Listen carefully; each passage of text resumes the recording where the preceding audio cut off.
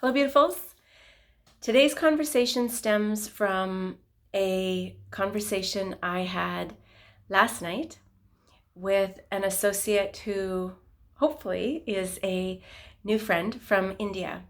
And we were talking about nature and how important it is in our experience on all levels, mind, body, and soul, and how nature works together. It is always supporting itself and each aspect of itself to benefit the whole. And it is so easy for us to forget that we too are part of nature. That peace, that balance, that harmony can be ours when we remember that we are not separate from. We are not separate from nature. We are not separate from each other. We are part of a whole. And when you look back to our beginnings, when we lived in tribes, where we took care of each other, everyone was supported and everybody contributed. And it functioned very much as does an ecosystem in nature. And that is because we are microcosms of the macrocosm. So when we look up at that starry sky and we look at how those stars stay balanced and in orbit and suspended in the universe, when we look how our Earth continues to follow the same orbit in our solar system, when we look at the cycles of the year and the seasons, how they come with ease and predictability, there is such a power that is in nature. And we see that through all of these things we experience when we are observing nature.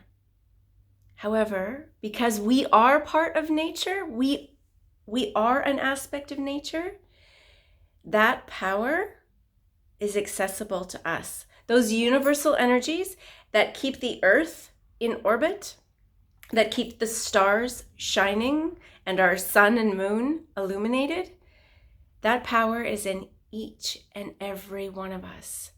That power is maximal. It is there all the time. It is simply our choice whether we want to remember that power and to grant ourselves access to it, because we are the only ones that are denying that access. And so anytime that we feel separate from,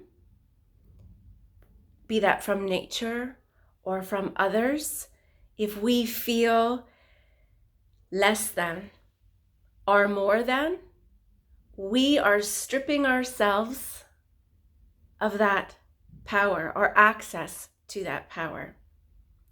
It is only when we recognize that we are part of something much larger than ourselves that we gain access, full access to this power. And there is no desire to compete with anyone or anything, or compare ourselves to anyone or anything. And in that space, life is both powerful and peaceful. And so the invitation for each and every one of us today is to look at ways in which we might be cutting ourselves off from that universal power. How are we comparing ourselves to others, to our ideal of who we think we should be, or to past expectations?